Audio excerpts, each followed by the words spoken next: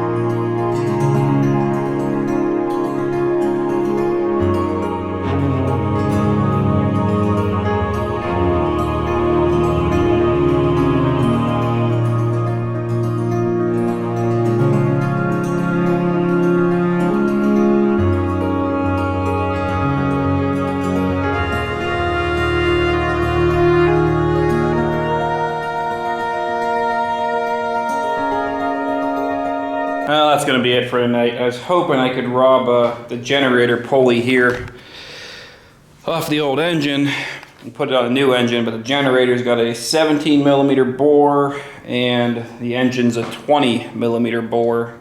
So I've got to hunt down a 20 millimeter. Finding anything metric in the States is a pain in the ass. Probably have to order a 20 millimeter pulley. But I did get the motor plate all fabricated up there. We'll trim it to final shape and weld it onto the frame once I figure out exact placement of the motor. But the plate itself is done. and I was able to land it perfectly.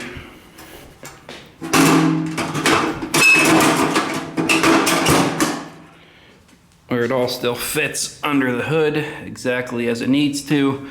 Our distance from our frame to the shaft is exact to like within 2 millimeters. So the belt position will run just like it did before. And the big open space we have back here, that's where the battery was. I still have the battery box that we can fit in there once we get all that sorted. So, wanted to do a test start tonight. Not gonna happen. I will see you guys when I get a pulley, however long that takes. Let's get a pulley on this thing, weld it all together.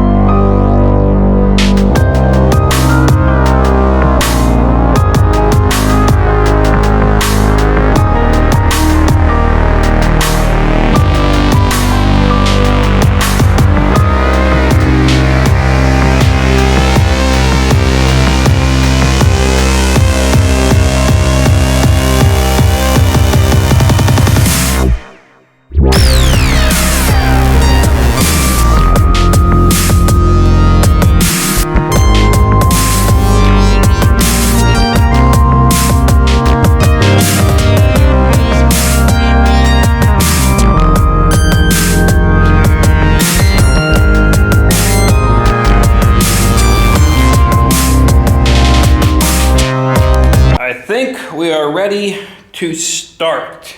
Everything should be good to go for this thing to fire up. The pulley situation, I browsed the internet high and low. I couldn't find the exact pulley I needed. We might have to play with the gearing ratios, so I didn't want to mess around too much. So I ended up going to the local hardware store, getting a 3/4 inch pulley, which is 19 millimeters, and just machining it out to a 20 millimeter pulley. It takes about 10 minutes to do that. It's a lot easier than having to source the actual 20 millimeter pulleys and have them brought in. But 3/4 inch, just fine there. Keyed and put down and machined on, perfect. We started with 2.5 inch. This is the size that was on our Kohler engine. And it's going to slow this guy down a little bit because we're losing RPMs. We're only turning 3,000 RPMs on the diesel. And our Kohler was probably, I don't know, realistically 3,500, 4,000 pushing it. So we're not losing a terrible amount, but we are losing some RPMs. But this thing is going to be a grunt. It is going to plow snow and pull stumps out of the ground. That's all it's made for. 22-to-1 compression. Some bitch is gonna do work. Check our throttle. All right.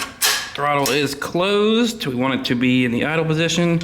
We're going to give it just a tickle. That's full. Let's see here, is that really all of it? Yeah, it only moves a smidgen. So we are going to want to give it just the tiniest little bit of pre-throttle. Give it like a 1/4 throttle to start with. See how that does, and let's fire this thing up. This is a compression firing engine. Compression release is going to be right here on the valve cover. We're going to put that down, give it a couple yanks.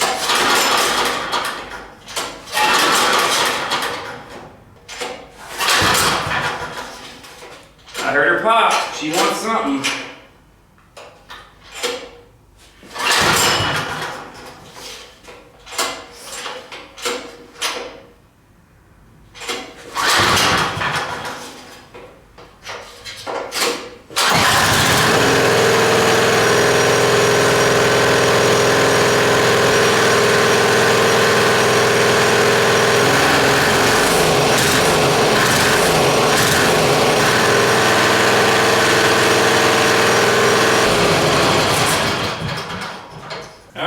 She is a runner and a rock star. Just had to play with the fuel more than anything. Once you get the fuel figured out of where it likes to be to start, you're good to go. That was idle. That thing's just wicked loud. So I'm going to take about an hour here. I'm going to build a couple things, get the belt cover back in place, make some adjustments, get it all fine-tuned, and what do you say we take this thing for a ride? Just like that, we are done.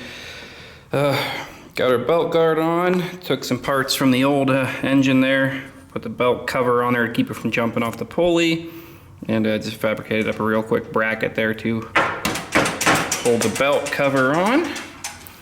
So that's all good to go. Yeah, should be about good to close this thing up. Guess the only thing to it is to do it. So let's fire it up and let's go see if this thing drives.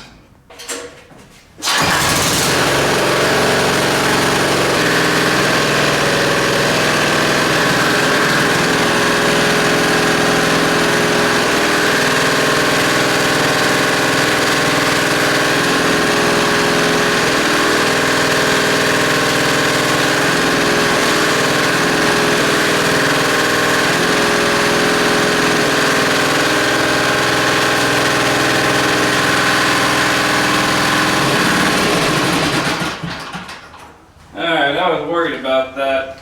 The belt's too loose. I pushed the motor as far as I could forward, and that's honestly tighter than it was on this engine, so it would have never moved even with the original engine in it. I'm gonna have to find a smaller belt or mess with the tensioners. Be right back. Old belt was 70 inches. We went down to a 69-inch belt. This is gonna do it.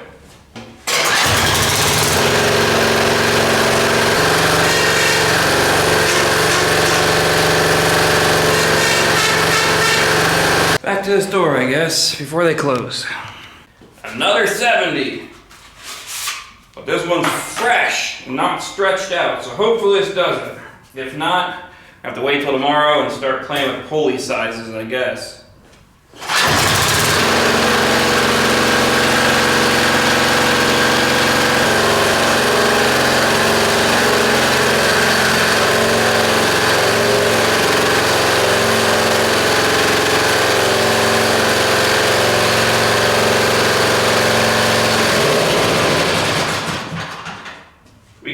I'm losing weight, throw this together, let's go for a damn ride on the diesel swapped wheel horse.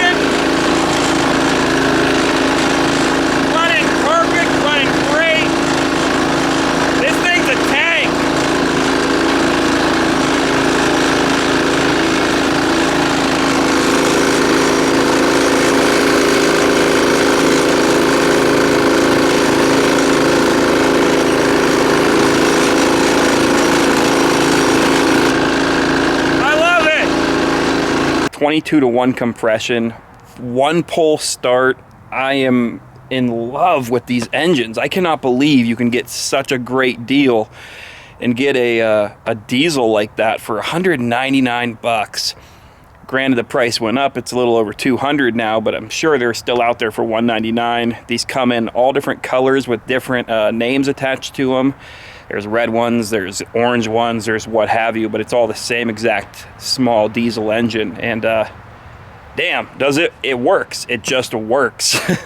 So I'm hyped. I love it. Robert's gonna love it. He'll be here a little later to pick it up. It'll be dark by then though. But yeah, I cannot believe how good it turned out. Fit right in there perfect. We're gonna put a battery box, put the battery box back, put a nice deep cycle battery in there and get some LED lights on this so that he can charge up his battery, run his lights, and then plug it back in when he's done. But yeah, fits right under the hood. Looks great.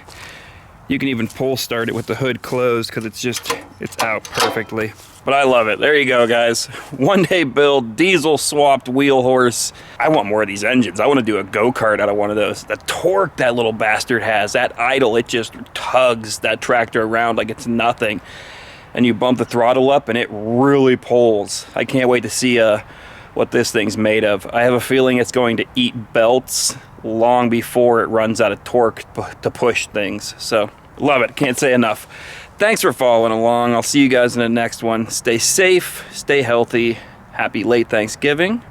I love y'all, and as always, have a good one.